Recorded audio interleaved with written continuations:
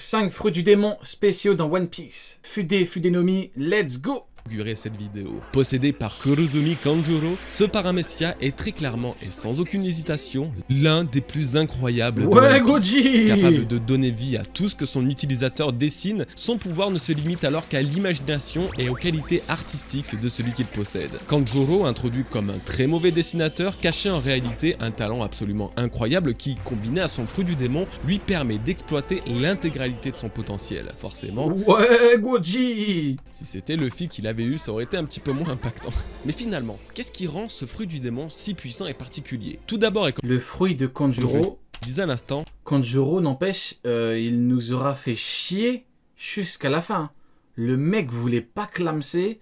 Le mec voulait rester là. Le mec s'est accroché jusqu'au bout. Le mec aurait pu redevenir gentil à la fin. Pas du tout. Dinguerie, hein. Le mec, c'est pas qu'il nous a fait chier en vrai. Mais en gros, le mec, il était obstiné.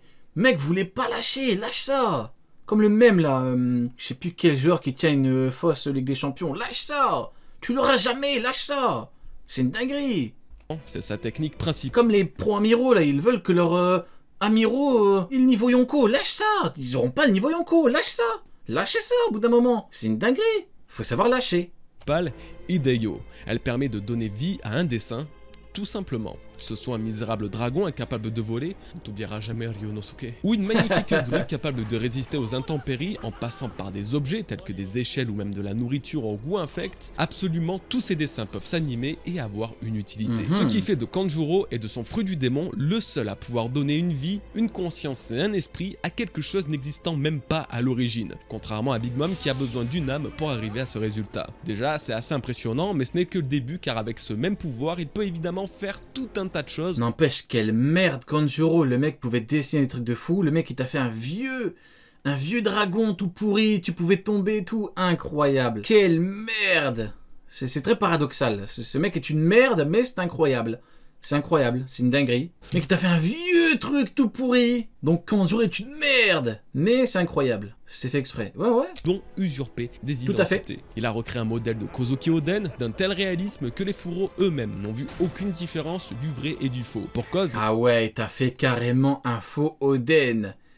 Vous vous rappelez Vous vous rappelez quand on avait le chapitre avec le faux Oden? C'était parti en truc et tout, c'est n'importe quoi. Ah ouais, non. Ah non, mais les gens commençaient à insulter Oda et tout en mode ouais, si c'est le vrai Oden, Oda, t'es ça, Oda. Oh, c'est une dinguerie. Franchement, OP, quand tu suis semaine par semaine, des fois tu vois les réactions des gens, tu pètes un câble. Franchement, tu pètes un câble. Il y a tellement de moments, rien que sur Onigashima, il y a tellement de moments où l'auteur te fait un truc ou termine avec un truc en fin de chapitre et les gens pètent un câble directement. Tu vois, t'as des théories de fou et tout, tu as des trucs complètement hors sol et tout, mais bon, à la limite, ok. C'est surtout les réactions des gens, quand ils pètent un câble, ça me fascine.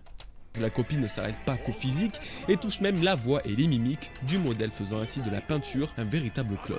Outre l'usurpation et la sournoiserie de cette capacité, il est parfaitement capable d'invoquer des guerriers qui combattront pour lui, tels les samouraïs décapités à ses côtés pour faire blocage. Incroyable le fruit. Hein. Bon, c'est pas du très haut niveau, il faut dire que de base la puissance de Kanjuro reste limitée en comparaison aux normes actuelles de One Piece. 3 semaines de fruits résine. J'ai pas la ref fruits résine. J'ai pas la ref. 3 semaines, c'est-à-dire. La technique est donc extraordinaire, mais le trompe-l'œil, il est encore plus. Le faux Oden bat Mihawk. Le faux Oden est surtout un meilleur palmarès que Mihawk. Le faux Oden a un meilleur palmarès que le vrai Mihawk. Plus au point qu'il rend de non, c'est trop. Mane Manenomi de non. Je vous jure que c'est vrai.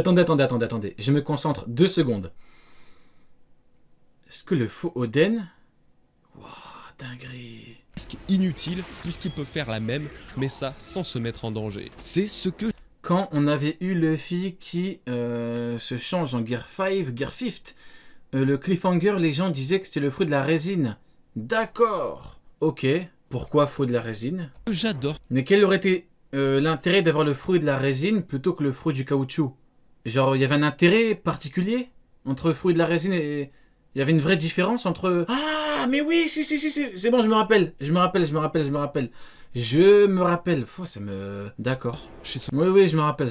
genre de fruit du démon. C'est pourquoi je L'ambre et tout, oui, ok, c'est bon. considère celui de Kanjuro Foutu résine, ok.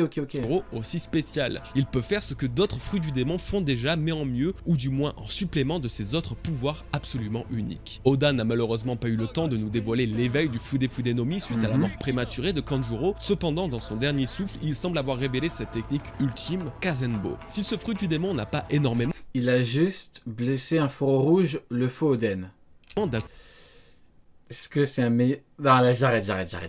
tout offensif, Kazenbo compense très largement ce manque. Sans réellement savoir comment, Kanjuro a semble-t-il matérialisé sa haine pour donner vie à un spectre, à un fantôme.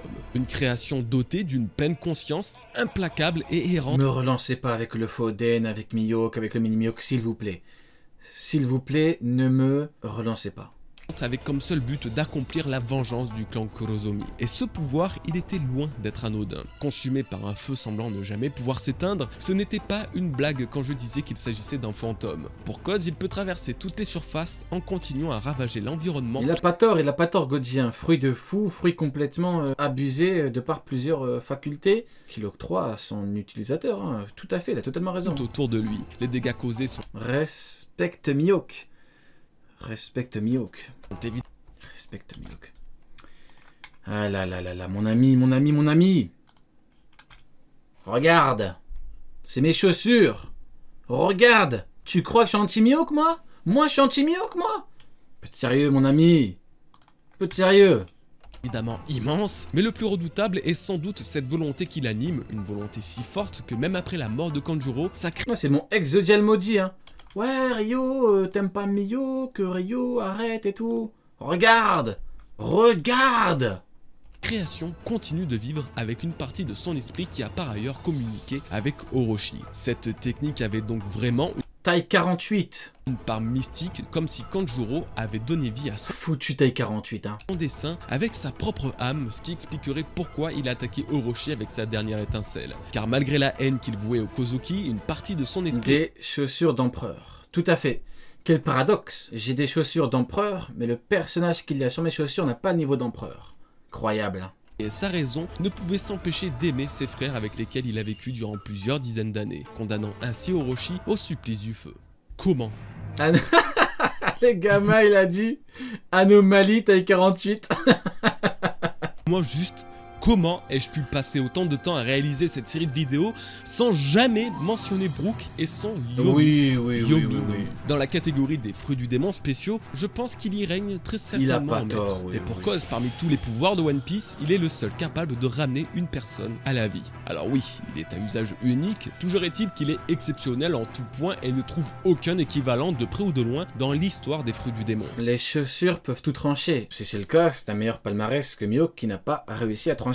J'ose. Il est tellement spécial que je ne sais même pas par où commencer, mais allons-y, commençons par parler de sa longévité. En effet, si ce fruit ne semble qu'apporter une sorte de deuxième chance à son... Ah, les traits de Twitter, faudrait reprendre, hein. C'était incroyable. Les mecs te sortaient des Google traductions des ténèbres.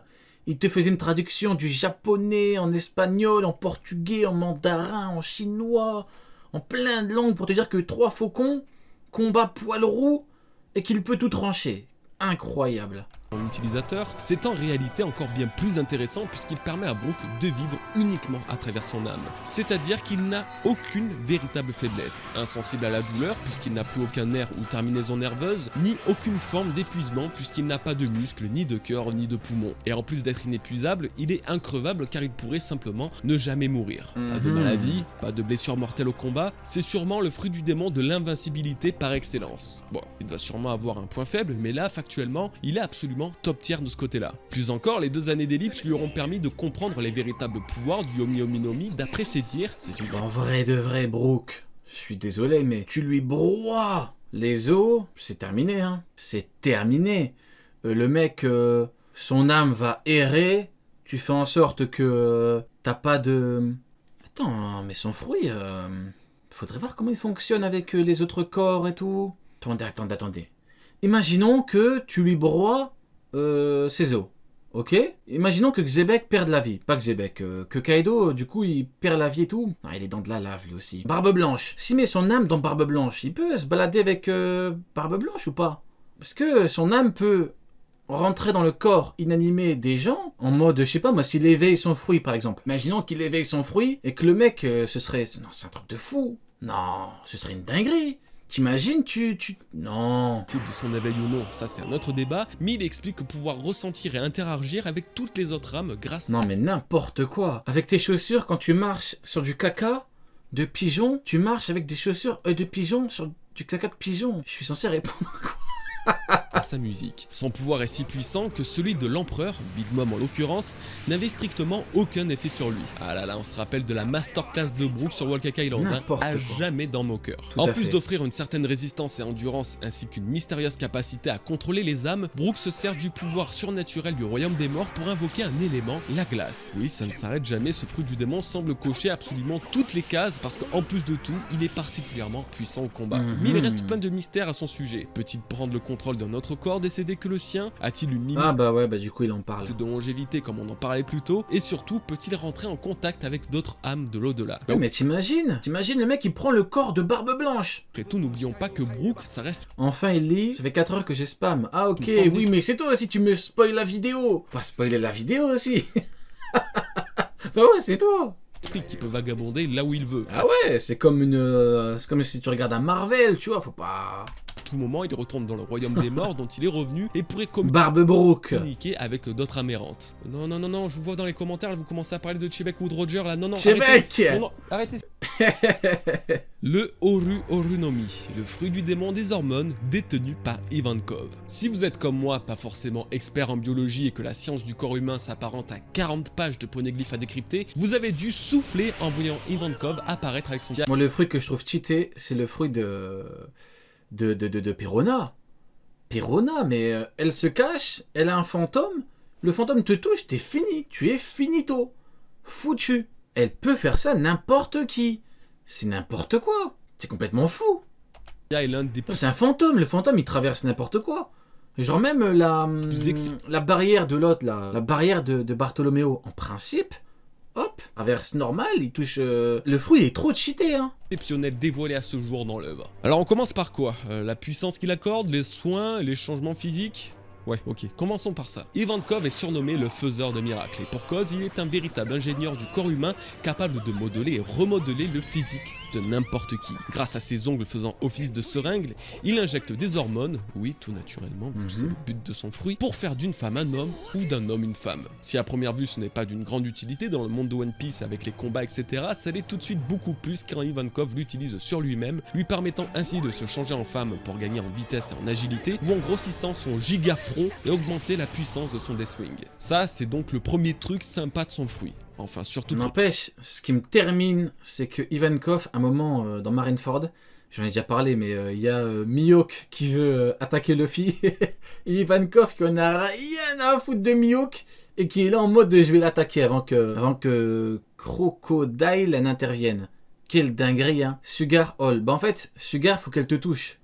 Là, c'est un fantôme qui se balade entre les murs et tout, tu vois. Donc, dinguerie. Mais ouais, Sugar, si elle te touche, si elle te touche, tu es foutu, tu es finito. Tu passes de œil de pigeon à, je sais pas, œil de crouton, œil de je sais pas quoi.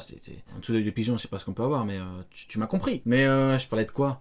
Ouais, Ivankov, attaquer Mihawk, pas de problème. Pour Ivankov, parce que forcément un fruit du démon ça impacte aussi les autres et c'est comme ça que le faiseur de miracles est capable de booster la vigueur et la force de notre personnage. Il peut donc injecter une dose d'adrénaline comme il l'a fait à Luffy, octroyant aux bénéficiaires un incroyable regain d'énergie, occultant ainsi toute la douleur et l'épuisement subi précédemment. C'est un atout indéniable dans une bataille, bien qu'il y ait des quand une théorie sur Apu, points négatifs sous forme d'effets secondaires évidemment. Mais là où le Oru Orunomi dévoile l'un de ses plus puissants pouvoirs, c'est avec le Hanporyo Healing Hormone. C'est un véritable voyage au royaume des morts qui attend Luffy, ayant déjà un pied dans la tombe à cause du poison de Magellan. En effet, la technique d'Ivankov a comme but de stimuler à plein régime. Oh, Magellan, comment il a fait souffrir. Ah, Magellan, il a mis mal. Magellan, le fruit, il est beaucoup trop dangereux. Il te touche, tu souffres en fait. C'est pas un pouvoir, tu perds directement dans le sens où tu meurs. Non, c'est pas tu meurs, c'est tu souffres. Tu vas mourir, oui, mais tu meurs. Enfin, tu meurs, mais Tu souffres avant de mourir. Un fruit de taré. Tout le potentiel de l'organisme et son système immunitaire, ainsi quelle que soit la maladie ou le mal qui ronge une personne, tant que sa volonté de vivre est infaillible, le Oru no Mi peut le guérir. Alors ça a fonctionné avec Luffy parce que c'est un malade de l'acharnement et là encore ce n'est pas sans conséquence. 10 années de sa vie ont été retirées. Heureusement que Shiryu a des barbes noires. Hein. Parce que cette big fraude de Barbe Noire, Magellan l'a même pas calculé. Il a même pas Kala, il avance, c'est normal, il a dit... Enfin d'abord il a fumé, il a one shot, il lui a dit tu es foutu et j'ai pas de temps à t'accorder. Le mec était un Shichibukai, le mec avait battu Ace, genre normal. Shichibukai et tout, le mec il avait un plan de taré, il est arrivé, il a même pas calculé... Non, c'est trop... À cause de ça, One Piece ne durera seulement 1560 chapitres au lieu de 2300. Putain, fait chier. Blague à part, je me demande avec du recul si la maladie de Roger aurait pu être soignée. Allez, il combattait Barbe Blanche. Hein. Grâce à ce fruit. J'imagine que non, sinon il représenterait ou remplacerait le panacée ultime recherché par Chopper. Mais la question mérite d'être posée puisque aucun médicament n'est plus puissant que votre propre corps. Malheureusement, le fruit du démon des hormones n'a pas encore été énormément exploité, mais nul doute que son potentiel est encore bien plus exceptionnel que ce que nous avons pu voir. Pour finir, je vous laisse avec les Mugiwara dessinés par Oda s'ils étaient d'un sexe différent. Regardez Robin. Zoro. Différent du leur grâce à ce fruit du démon, parce qu'il faut voir Robin en homme Bah oui, bah voilà. au moins une fois dans sa vie avant de J'avoue, mourir. regardez comment elle est. Encore une fois, comment ai-je pu passer autant de temps sans parler du...